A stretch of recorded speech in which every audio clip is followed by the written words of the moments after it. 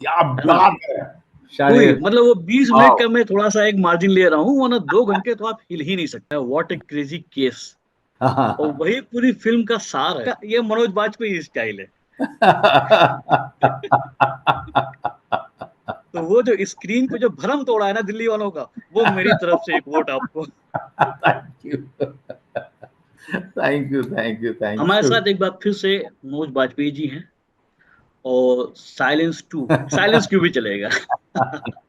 जी, जी, जी, ज़ी5 global तो बहुत important है ताकि यस। लोगों को पता चले कि भाई हाँ, 190 कंट्री में लोगों को पता चले कि ज़ी5 ग्लोबल पे आ रही है, तो नहीं तो कहाँ देखेंगे? बिल्कुल बिल्कुल। नहीं, Z5 ग्लोबल का जो कंट्रीब्यूशन इस टाइम है, चाहे वो हाँ, रीजनल सिनेमा हो या बॉलीवुड हो, जी, वो जी। बहुत शानदार है। बिल फिल्म जब खत्म होती है तो आपका एक कुलीग लास्ट में कहता है व्हाट ए क्रेजी केस। हाँ, हाँ, और हाँ। वही पूरी फिल्म का सार है जी, कि जी, जी। What a crazy case. मतलब ऑडियंस को कहना चाहूंगा कि ये जो फिल्म है 2 घंटे 20 मिनट की, जब मैं इसका प्रीव्यू कर रहा था तो 2 घंटे तो आप हिल ही नहीं सकते अपनी कुर्सी से। क्या है ना? बात है! वही शायद मतलब वो 20 मिनट वाओ! का मैं थोड़ा सा एक मार्जिन ले रहा हूँ, वरना 2 घंटे तो आप हिल ही नहीं सकते। है ना? क्या बात क्योंकि है! जिस तरह से सीक्वेंस चेंज हो रहा था, इट वॉज जी। क्रेजी। तो कैसा रहा पूरा एक्सपीरियंस साइलेंस 2 अरे का? अमेजिंग, अमेजिंग जितना क्रेज़ी केस है उतना ही क्रेज़ी शूटिंग थी हमारी और वो भी हम मुंबई में बारिश के समय कर रहे थे तो बहुत सारे डिफ़िकल्टीज़, ऑब्स्ट्रक्शंस क्योंकि चैलेंजिंग होता है। मुंबई शहर में बारिश का जो माहौल होता है वो बहुत ही डिफ़िकल्ट होता है उस समय काम करना। बट मेरे पास में डेट्स ही उसी समय थे और मैं चाहता था कि ये जो कमिटमेंट है ख़त्म हो जाए। But somehow production team was very good, so they pulled it off so well. Great. तो वही साइलेंस 1 में तो एक मर्डर हुआ था। उसमें साइलेंस 2 कई में कई सात मर्डर आठ लाशें बिछी हुई हैं। है और ना? भी बिछती रहती हैं। हाँ, और केस कहाँ से शुरू होता है और कहाँ जाता है, एक अलग ही कहानी, एक अलग जी, ही ट्रैक है फिल्म का। जी, जी, और बिल्कुल।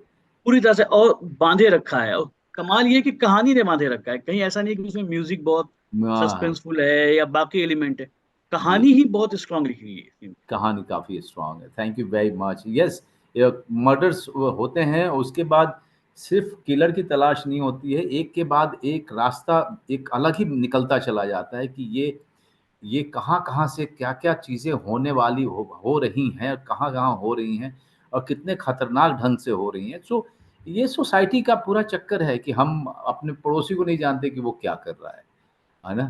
तो और वो क्या है एग्ज़ैक्टली। सो ये फ़िल्म भी जो है उसी तरीके से है। Z5 ग्लोबल की ये बैक टू बैक दूसरी ऐसी फिल्म है जिसने बिल्कुल कमाल कर दिया। इसके पहले आई थी सनफ्लावर 2। जी, वो बहुत जमाने के बाद एक फिल्म आई थी जिसने जो है थ्रिलर को जो है एक जी, अलग ही लेवल दिया था। और अब जी। साइलेंस 2 आने वाली है, हाँ, हाँ। जो कि जो है कहानी की लाइन से अगर देखें तो it is amazing amazing. Right. तो एसीपी अविनाश वर्मा के लिए कितना चैलेंजिंग रहा इस पूरी फिल्म में केस को सॉल्व करना। और एक दूसरा पहलू जो बहुत छोटा सा दिखाया गया था फिल्म में, जो मैंने नोट किया, कि आप अपनी बेटी से यहाँ बात कर रहे हैं, वो जी, काफी परेशान है फोन पे। जी। उसको एक्सप्लोर नहीं किया गया। ह्यूमन एंगल को कहीं मिस तो नहीं कर दिया? ह्यूमन एंगल पिछले वाले में 2-3 सीन थे जो कि माँ के साथ में भी सीन होते हैं। इसमें क्योंकि मर्डर इतने बड़े स्केल पे है, हम अफ़ोर्ड नहीं कर सकते थे कि हम ज़्यादा उस तरफ जा डिविएट करें। क्योंकि हम्म, इतना बड़ा मैसेकर हुआ है, शूट आउट हुआ है, उसके बाद ऑडियंस जो है, वो लगातार ऑडियंस का दिमाग काम कर रहा होता है। हम उसको रोक नहीं सकते थे किसी जगह पे। अ, इसमें अगर सोचिए कि इसमें अगर कोई गाना डाल देते तो और भी कबाड़ा हो जाता। तो बेटी के साथ में वो रिश्ता अभी तक रखा है, पार्ट 1 में है और पार्ट 2 में वो बातचीत है। लेकिन अब इस तरह जैसा मैंने कहा कि जब इस लेवल का जो है क्राइम होता है, उसमें आपके पास कहीं और जाने का समय नहीं होता है। तब आप ऑडियंस जो है ऑडियंस भी नहीं चाहती है कि वो आप इधर से उधर ज़्यादा भटकें, क्योंकि एग्जैक्टली। ऑडियंस भी आपके साथ में किलर ढूँढ रही है, मर्डरर को ढूँढ रही है, वो पहुँचना चाहती है। तो उसकी जर्नी को हम नहीं रोक सकते थे। सही आपने टर्म यूज किया कि ऑडियंस का दिमाग भी साथ में चलता रहता है। हाँ, एक्चुअली यही हुआ है, यही होगा इस फिल्म में। जब आप फिल्म देखेंगे तो आप लगातार एसीपी अविनाश के साथ ट्रेवल कर रहे होते राइट, राइट, राइट, बिल्कुल सही कह रहे हैं। हैं। हाँ, लेकिन आपने फिल्म के लास्ट में वो पार्ट 3 का भी एक टीजर छोड़ दिया। कि एक किडनैपिंग हो गई है। एक किडनैपिंग हो गई है। अब पता नहीं वो किडनैपिंग ही सॉल्व करेंगे या अ, अभी तो सेकंड पार्ट को किस तरह का रिस्पॉन्स मिलेगा उसके हिसाब से प्लेटफॉर्म जो है डिसाइड करेगा। But we are somewhere very confident that people would love the film. We are very positive, and rest is in their hand, rest is in God's hand. Who knows the destiny?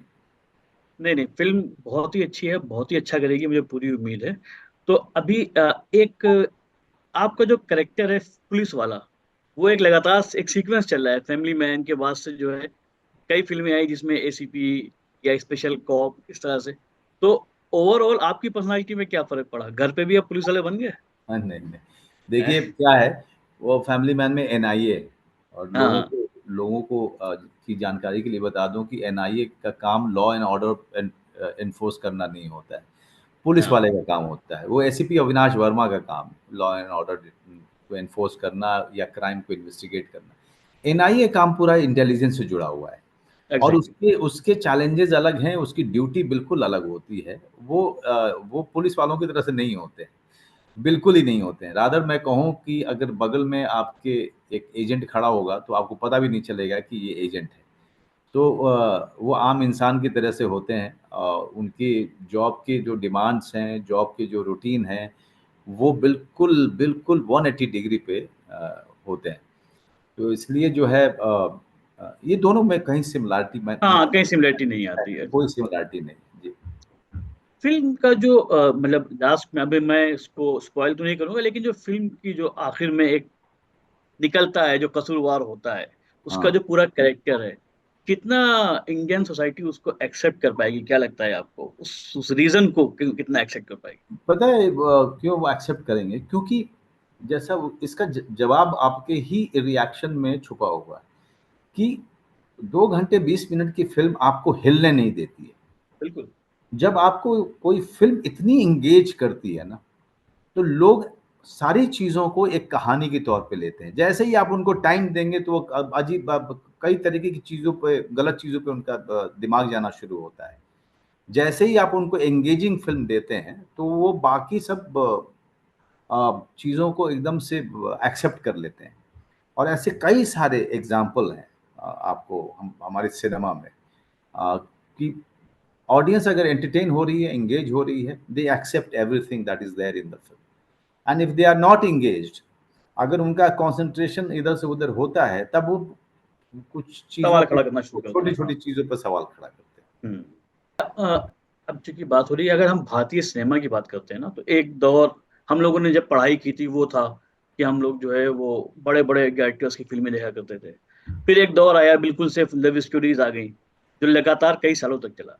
फिर एक league आपने खड़ी, आप जैसों ने खड़ी की, के आए, इरफान साहब आए, आप आए, करंट टाइम में नवाजुद्दीन हैं, अहलावत हैं। हुँ। तो इस पूरे ट्रांजिशन को आप कैसे देखते एज ए देखिए कलाकार? देखिए अभी जो चाहे वो नवाज़ हो, चाहे वो राजकुमार हो, चाहे वो विजय वर्मा हो या जयदीप हो, गुलशन देवैया, लड़कियों में तिलोत्तमा सोम, कोंकणा, विजय वर्मा, विजय वर्मा का आरती काफी, वर्मा, हाँ। तो रसिका दुग्गल, ये बहुत सारी लड़कियां भी जो हैं, एक्ट्रेसेस भी बहुत अच्छा कर रही हैं। अभी ओटीटी ने पूरे तरीके से डायनेमिक्स को चेंज कर दिया है। इसने पूरा एक डेमोक्रेटाइज़ कर दिया है पूरे अ इंडस्ट्री को। आज के दौर पे कोई भी आदमी जो है ये नहीं सोच सकता है कि इस पे राज करेगा वो। वो लगातार ऑडियंस जो है बदल रही है, क्योंकि टेक्नोलॉजी बदल रही है, क्योंकि जो वर्ल्ड है वो बदल रहा है। वर्ल्ड में देखिए, कल आज पता ही नहीं कि कल क्या होने वाला है। दुनिया ऐसी इस तरह से जा रही है, इतनी तेज़ी में जा रही है। इसमें लगातार एक्टर्स जो हैं लगातार बदल रहे हैं, लगातार उनके चॉइसेस बदल रहे हैं।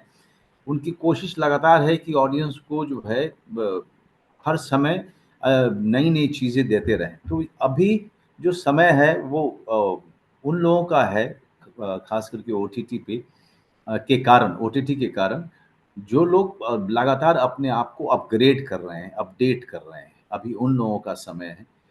थिएटर में जो फ़िल्में आ रही हैं, उसमें मेरा मानना है कि हम वो लार्जर देन लाइफ फ़िल्में देखना चाहते हैं, वो देखना चाहते हैं उस तरह की फ़िल्में जिसमें उनका हीरो जीते। क्योंकि दुनिया पूरे इस समय जो है पूरे मंथन से गुज़र रही है। तो इस ये वो राइट। दौर है जब लोग जीतना जीतना चाहते हैं और कुछ नहीं तो अपनी ज़िंदगी में अगर नहीं जीत रहे हैं तो अपने हीरो को जीतते हुए देखना चाहते हैं। वो अमिताभ वाला दौर की इमरजेंसी जी, के बाद जो है जी, हीरो को बिल्कुल, जीतना चाहिए। बिल्कुल। तो Manoj Bajpayee as a actor, as a कलाकार अपना कितना कंट्रीब्यूशन मानते हैं इस पूरे डायनेमिक्स को चेंज करने में? मैं इतना मानता हूँ कि इस पूरे बदलाव में मैं भी शामिल था, लेकिन बहुत लोग शामिल रहे हैं, बहुत सारे लोग कोशिश करते रहे। आप सही कह रहे हैं कि जब मैं आया था सत्या से, तो शायद मैं अकेला था। बाद में इरफ़ान आए, उसके बाद केके आ गए और उसके बाद बहुत कुछ साल के बाद नवाज़, फिर राजकुमार, हम्म, विजय या जयदीप, फिर गुलशन, फिर भरमार है। अगर आप देखिए इस समय तो बहुत सारे बड़े अच्छे-अच्छे एक्टर्स काम कर रहे हैं। बिल्कुल। वैसे मैं एक लाइटर नोट पे हमेशा अपने दोस्तों से ये बात बोलता हूँ कि दो चीजें जो कंट्रीब्यूट की मनोज बाजपेयी ने इंडियन सिनेमा में, एक तो निगेटिव को पॉजिटिव बना दिया, हाँ, सत्या और डर, ये दो फिल्में थी जिसने निगेटिव कैरेक्टर को पूरी तरह से एक्सेप्टेंस दे दी उसको। राइट। और दूसरा, हम दिल्ली में बहुत साल रहे, बहुत साल नौकरी की। दिल्ली वालों को ना बड़ा एक अपने ऊपर हुरूर था कि गाली तो हम ही बकते हैं पंजाबी टोन में। जब मैं पिछली बार गया तो मैंने अपने दोस्तों से कहा कि अबे तुम लोगों की टोन कैसे चेंज हो गई, खींच के गाली बक रहे हो, अब गाली तो या नहीं दे सकते। तो उन्होंने कहा ये मनोज बाजपेयी स्टाइल है।